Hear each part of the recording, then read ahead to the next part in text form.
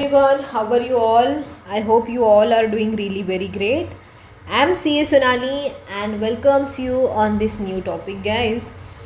We are here for our CA Foundation lecture series, basically accounts lecture series. I'm covering all your CA Foundation का syllabus for your January 2026 attempt and onwards. Till now we are just completed theory का 5 units and today we are here at unit number 6 of your theory unit. Unit number 6 is about accounting as a measurement, discipline, valuation principle and accounting estimate. Basically हमें पढ़ना है कि valuation principle क्या है, accounting को measure कैसे करते हैं और estimates कैसे लगाना है. estimate के बारे में हमने थोड़ा सा पहले ही देखा था. if you remember मैंने आपको बताया था estimate लगाना मतलब judgments को लगाना है ना. मैंने आपको बताया था कि लेट्स अज्यूम करो आपने कोई लड़की को फ्रेंड रिक्वेस्ट भेजी या तो इंस्टाग्राम पे फॉलो रिक्वेस्ट भेजी है ना. तो इन केस उस लड़की ने एक्सेप्ट कर ली तो आपके मन में लड्डू फूट जाते हैं. आप बोलते हैं wow she wants to be friend of mine है ना. बट वो लड़की का इरादा होता है कि उसको तो अपने फॉलोअर्स बढ़ाने होते हैं. So this is how it work guys कि एस्टिमेट मतलब मे और मे नॉट बी. आपको लग रहा है आपकी वो फ्रेंड बनना चाहती है लेकिन उसको तो ऐसा नहीं लग रहा है ना. बनना भी चाहती होगी नहीं भी बनना चाहती होगी. आपने क्या लगा दिया, आपका एस्टिमेट लगा दिया. वैल्यूएशन प्रिंसिपल मतलब चीज़ों को वैल्यू कैसे करते हैं. चलो देखते हैं इस टॉपिक में. हमें बेसिकली देखना है कि मेजरमेंट क्या है. तो मेजरमेंट करना मतलब चीज़ों को मेजर करना, चीज़ों को गिनना, इन शॉर्ट चीज़ों को गिनना. सो सिंपली उसके 3 एलिमेंट्स हैं. इस मेजरमेंट प्रिंसिपल के 3 एलिमेंट्स हैं. सबसे पहला एलिमेंट है आपका आइडेंटिफिकेशन, सेकेंड है सिलेक्शन ऑफ स्टैंडर्ड और थर्ड है evaluation of dimensions of measurement standard और स्केल है ना. तो मेजरमेंट करना मतलब क्या. Do you remember guys money measurement principle. अगर आपको याद होगा तो मैंने आपको बताया था इन मनी मेजरमेंट प्रिंसिपल कि बेटा in accounting we are going to record those transaction only which can be converted into the monetary terms. मतलब अकाउंट्स में हम वही सारे ट्रांजेक्शन को रिकॉर्ड करेंगे जिसको हम पैसे में काउंट कर सकते हैं है ना.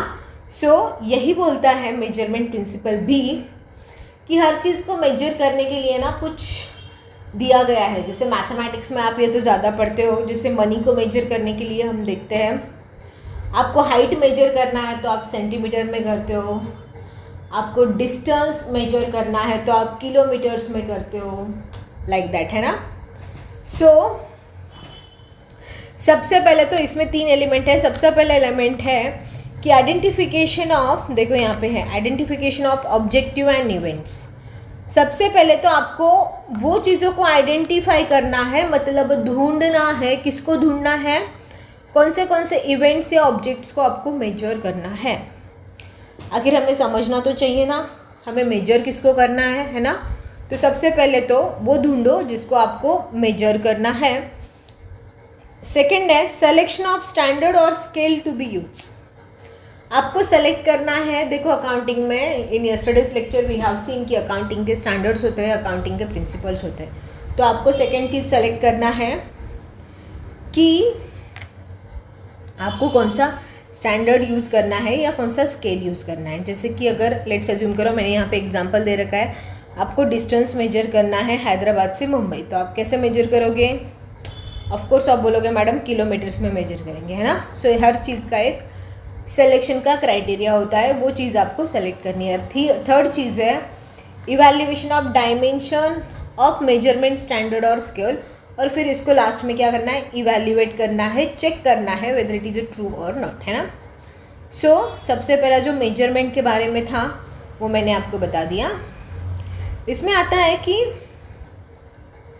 अकाउंटिंग एज अ मेजरमेंट और discipline. Accounting as a measurement discipline कैसे होते. देखो एज़ यूजुअल मैंने आपको बताया था कि अकाउंटिंग में क्या स्केल है मेजरमेंट का. अकाउंटिंग में कौन सा मेजरमेंट का स्केल है. स्केल इन द सेंस आप बोलोगे कि अकाउंटिंग मेजर करने का तरीका कौन सा है. जैसे हम किलोमीटर्स में वगैरह मेजर करते हैं वैसे ही अकाउंटिंग में मेजर करने का तरीका है मनी। भैया अकाउंट्स आया मतलब पैसा, अकाउंट्स बोलता है पैसा है तो मेरे से बात करो, अदरवाइज मेरे से बात मत करना। वही हमारा मनी मेजरमेंट प्रिंसिपल भी बोलता है, पैसा है तो इधर आओ भैया, पैसा है तो अकाउंट में ट्रांजेक्शन रिकॉर्ड होगा, अदरवाइज नहीं होगा, है ना। सो अकाउंट में स्केल ऑफ मेजरमेंट है ऑफ कोर्स मनी, पैसा पैसा पैसा, पैसे में ही मेजर होगा, है ना।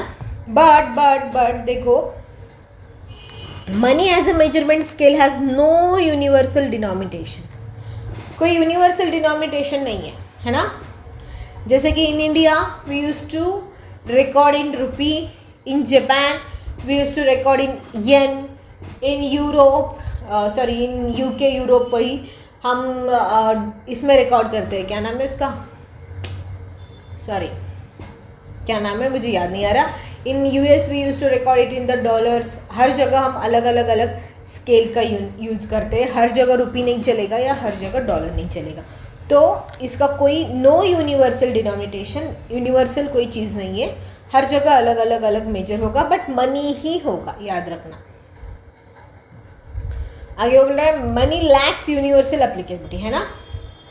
देखो आपके पास अगर 1000 का नोट है, आपके पास 500 का नोट है, तो it is not applicable in US, right. And money is stable, money is not stable, sorry last चीज़ है money is not stable. Of course भाई मनी इज़ नॉट स्टेबल कैसे, देखो लेट्स अज्यूम करो आप 10 साल पहले की बात है ना, 10 years बैक की बात है। आप बोलोगे मैडम 10 years बैक में ना आपने कभी देखा है क्या 0.5 पैसा भी चलता था, 0.5 पैसा, है ना। मैं जब छोटी थी तब मुझे याद है 0.5 पैसा भी चलता था। आज के टाइम में ना 1 रुपये भी जल्दी नहीं चलता है, बहुत ही रेयर है जो 1 रुपये चलता है, या 1 रुपये में आज के टाइम में कुछ नहीं आता, है ना। तो बट कुछ टाइम था 0.5 पैसा भी चलता था, राइट। लेट्स अज्यूम करो 10 साल पहले, देखो यहाँ पे मैंने एग्जांपल लिया है 1 kg राइस का प्राइस, 1 kg राइस आपको 50 रुपये में मिल जाता था, है ना। बट वही आज के 10 years बैक की बात हो रही है, और आज के टाइम में 1 kg राइस अगर आपको ख़रीदना है तो आपको 100 रुपये लगेगा। आप समझ रहे हो, money is not stable, money is not stable, money stable नहीं है। 1 kg हमारे पास स्टेबल है, बट मनी भैया बढ़ता जा रहा है, या तो कम होता जाएगा बट बढ़ता जा रहा है हमारे केस में, है ना। So accounting as a measurement discipline में आपको ये 4 चीज़ें लिखनी है कि money is a scale of measurement, money as a measurement scale has no universal denomination, money lacks universal applicability and money is not stable, है ना। चलो यही देखा हमने मेजरमेंट में कि measurement is a vital aspect of accounting, primarily transaction and events are measured in terms of money. जो मैंने आपको बताया भैया अकाउंट्स खाली पैसे की बात करता है, पैसा है तो आओ नहीं तो मत आओ। Any measurement discipline deal with the 3 basic elements of measurement, identification of objective जो मैंने आपको ऊपर बताया, and events to be measured, selection of standard और scale to be use, and evaluation of dimension of measure standard और scale, है ना। यही था इसका। देन देखो यहाँ पे दिया है कि कौन से 3 एलिमेंट है मनी को मेजर करने के। तो अगर एग्ज़ाम में क्वेश्चन आता है एलिमेंट्स ऑफ मेजरमेंट्स, तो आपको ये 3 चीज़ें लिख की जानी है। कौन सी लिखोगे, जो हमने यहाँ पे ऊपर पढ़ी। देखो identification of objects and events to be measured, do you remember, यही है। सेलेक्शन ऑफ स्टैंडर्ड, कौन से ऑब्जेक्ट में आपको मेजर करना है, स्केल कौन सा यूज करोगे, और इसका इवैल्यूएशन कैसे करोगे, है ना। ऑब्जेक्ट्स और इवेंट्स टू बी मेजर्ड, कौन से ऑब्जेक्ट और इवेंट्स आपको मेजर करने हैं। We have earlier defined accounting as a process of identifying, measuring and communicating economic information to permit informed judgment and decision by the users of information. So, accounting essentially include measurement of information. Accounting क्या है भैया, एक information का measurement बोल के भी हम बात करते हैं. Decision makers need past, present and future information. For external user generally the past information is communicated. जो हम देखते हैं, हमें जो फिनेंशियल स्टेटमेंट मिलते हैं एज ऑन डेट मिलते हैं, like as on 31st of the March, और 31st मार्च खत्म होने के बाद हमारे हाथ में वो आते हैं, है ना. ये हमने देखा स्टैंडर्ड और स्केल टू बी यूज ऊपर ही देखा। Money is a scale of measurement, of course मैंने आपको बताया, ये 4 पॉइंट आपको इसमें नोट करना है। कौन से? Money is a scale of measurement, money as a measurement scale has no universal denomination, money lacks universal applicability और मनी इज नॉट स्टेबल। अगर आप पढ़ोगे तो आपको इसमें यही मिलेगा, है ना। चलो अब आते हैं सबसे इम्पॉर्टेंट वैल्यूएशन प्रिंसिपल पे। बहुत बार इसका क्वेश्चन एग्जाम में आता है। मैं चाहती हूँ इसको मैं अच्छे से आपको बताऊँ, आप मेरे साथ साथ एक स्टोरी नोट करते जाना, ठीक है। देखो, लिखो अ हाउस, एक मिनट, अरे यार एक second. A house was purchased, एक minute, was purchased 10 years ago for ₹20 lakhs। हमने एक घर परचेज किया है 10 साल पहले, कितने में? 20 लाख में। नाउ अभी के टाइम में वी एस्टिमेट, हमें ऐसा लग रहा है, now we estimate its realizable value,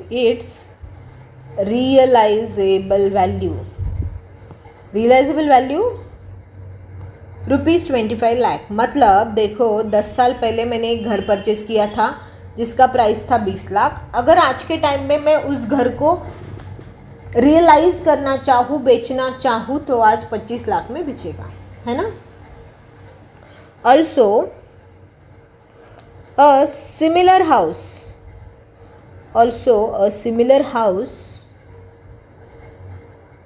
can be purchased today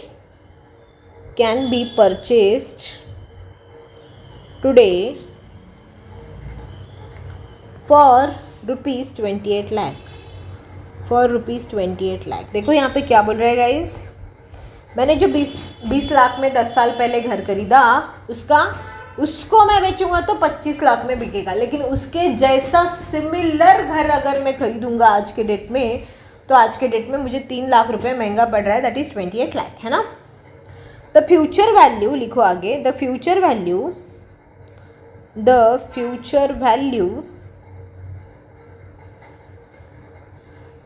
of the house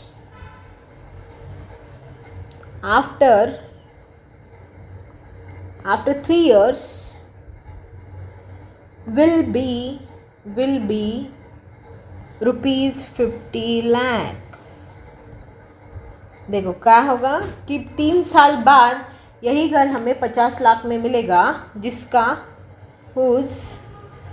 discounted, ये डिस्काउंटेड प्रेजेंट वैल्यू आपने सीखा होगा आपके मैथमेटिक्स में।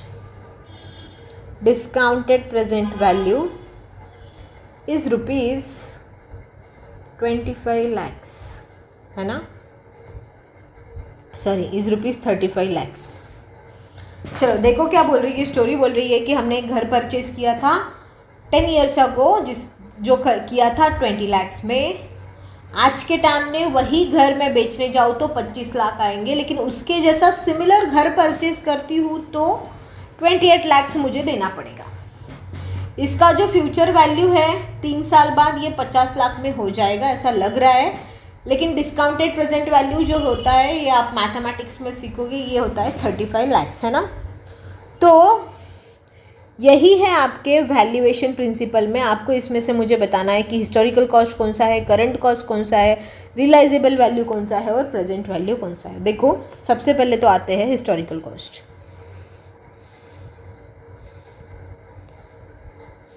हिस्टोरिकल कॉस्ट, है ना। हिस्टोरिकल कॉस्ट मतलब, in short can I tell you, historical cost मतलब होता है आपका परचेज प्राइस, आपने कितने में खरीदा। तो इस केस में आप बोलोगे यस मैडम, हमारा हिस्टोरिकल कॉस्ट है 20 lakhs रुपीज़, है ना। नेक्स्ट है करंट कॉस्ट। करंट कॉस्ट मतलब मुझे लॉजिक करके बताना गाइस क्या हो सकता है करंट कॉस्ट। करंट कॉस्ट मतलब देखो 10 साल पहले मैंने जो घर खरीदा वैसे टाइप का अगर मैं घर खरीदने जाऊंगी तो कितने में मुझे मिलेगा, है ना। मतलब similar house can be purchased today for 28 lakh. So इसका करंट कॉस्ट कितना है, 28 लाख। अब तीसरी चीज़ आती है कि realizable value. Realizable value, realizable value कितना है। रियलाइजेबल वैल्यू मतलब गाइस, रियलाइजेबल वैल्यू मतलब इस घर को मैं बेचने जाऊँ तो मुझे कितना मिलेगा, है ना। रियलाइजेबल वैल्यू मैं रियलाइज करने जाऊँ, मैं इसको, हमने देखा था कॉस्ट कॉन्सेप्ट और रियलाइजिंग कॉन्सेप्ट। रियलाइजिंग कॉन्सेप्ट में मैंने आपको बताया था रियलाइज एसेट के रिलेटेड था वो। मैंने बताया था कि एसेट को हम रियलाइज कब करते हैं, जब हम उसको बेचते हैं। तो इसका रियलाइजेबल वैल्यू क्या है, आपके केस में इसका रियलाइजेबल वैल्यू है 25 लैक्स। और एक लास्ट था आपका, क्या था, प्रेजेंट वैल्यू। प्रेजेंट वैल्यू आपको बताना है कि इस घर का प्रेजेंट में वैल्यू कितना है। तो ये है आपका 35 lakhs, discounted present value given है ना। तो ये 4 चीज़ें आती है बेसिकली आपके वैल्यूएशन के प्रिंसिपल में। ये 4 ही चीज़ें हैं जो वैल्यूएशन प्रिंसिपल को लिखनी है। 5वीं एक चीज़ होती है फ्यूचर कॉस्ट। फ्यूचर कॉस्ट, इस केस में आपकी फ्यूचर कॉस्ट कितनी है, 50 लैक्स। बट रिमेंबर गाइज, ये आपके किस में नहीं आती, वैल्यूएशन प्रिंसिपल में नहीं आती। ध्यान रखना, MCQ या ट्रू एंड फॉल्स में क्वेश्चन पूछते हैं कि वैल्यूएशन प्रिंसिपल में कौन सी सारी चीज़ें आती है। तो आपको लिखना है क्या, हिस्टोरिकल कॉस्ट मतलब जिस प्राइस पे आपने परचेस किया। करंट कॉस्ट मतलब आज के टाइम में सेम चीज़ आप परचेस करोगे तो कितने प्राइस पे करोगे। रियलाइजेबल वैल्यू मतलब जो आपने परचेस किया है अगर उसको बेचोगे तो कितना मिलेगा। और प्रेजेंट वैल्यू मतलब डिस्काउंटेड प्रेजेंट वैल्यू, आज के टाइम में इसका प्रेजेंट वैल्यू क्या है। ये 4 ही चीज़ें आती है आपके वैल्यूएशन प्रिंसिपल में। फ्यूचर कॉस्ट आपके वैल्यूएशन प्रिंसिपल में कवर नहीं होता है, ऑलवेज रिमेंबर, है ना। चलो देखते हैं। देखो, हिस्टोरिकल कॉस्ट मतलब एक्विजिशन प्राइस, जैसे हमारे केस में कितना था, 20 लाख, है ना। ये एग्जाम्पल देके बाकी समझाया है। नेक्स्ट था आपका करंट कॉस्ट। करंट कॉस्ट मतलब सेम टाइम में अगर आप परचेस करोगे तो कितना लगेगा, है ना। देखो यहाँ पे एक एग्जाम्पल दिया है, आप भी पढ़ लेना। Take that Mister X purchase a machine on 1 January 2011 at 7 lakh. As per historical cost base, it recorded as a 7 lakh, of course. That is acquisition price. As on 1st of January 2022 की बात चल रही है, मतलब आज के date, Mr. X found that it will cost 25 lakh to purchase that machine. Take also that Mr. X took loan from bank as on 1/1/2011 for 5 lakh at the rate 18% per annum, repayable at the end of the 15th year together with interest. As on 1st January 2022, bank announced 1% prepayment penalty on the loan if amount is paid within 15 days starting from the day. So as per historical cost, liability is recorded at 5 lakh, right? That is amount or proceed receive exchange obligation, asset is recorded at 7 lakh. Current cost is an alternative measure of base. Current cost मतलब आज के time में मैं purchase करूँगी तो कितने में लूँगी, सिंपल है। रियलाइजेबल वैल्यू मतलब मैंने आपको बताया कि सेम चीज़ जो मैंने खरीदी थी वो आज कितने में बेचूँगी। प्रेजेंट वैल्यू मैं चाहती हूँ आप ये एक पूरा कि ये जो दिए गए हैं इसके एग्जाम्पल से आप पढ़ लो, है ना। सो आप ये पढ़ लोगे तो आपको याद में आ जाएगा, बाकी कुछ है नहीं इसमें। मेजरमेंट वैल्यूएशन, मेजरमेंट करना और वैल्यूएशन क्या करना है ये दिया है। Value related to benefit to be derive from object abilities और ideas to be economics value utility of economic resources और पर्सन कंटेम्पलेटिंग और एंजॉइंग इट्स यूज। वैल्यूएशन का मेजर यही है। In accounting to mean value of object abilities और ideas a monetary surrogate is use. This is to say value is measure in terms of money. मैंने आपको already बताया ultimately कि accounts में जो भी मेजर होता है वो मनी में ही मेजर होता है ना। अकाउंटिंग एस्टिमेट, एस्टिमेट मतलब क्या गाइस, एस्टिमेट मतलब आप जजमेंट लगाना और आपको फ्यूचर को प्रेडिक्ट करना मतलब एस्टिमेट है। ये उसके एग्जाम्पल से एस्टिमेट के बारे में मैंने यहाँ पे आपको समझाया है, एक बार आप समझना। एस्टिमेट के बारे में बोला है accounting estimate, the measurement of certain asset और liabilities is based on estimate of uncertain future event. The process of estimation involve judgement and based on the latest information available.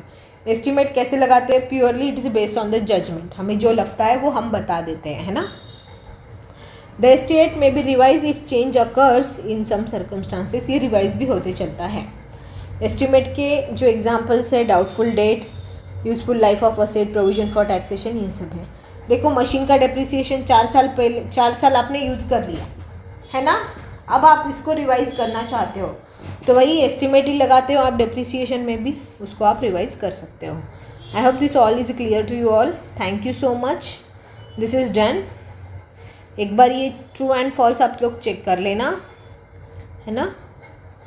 And हो गया यहाँ पे ख़त्म। Then we will move towards the unit number 7 which is the last unit of theory, और then मैं practical के साथ चलना चाहूँगी, ठीक है। Thank you so much guys, good bye, take care.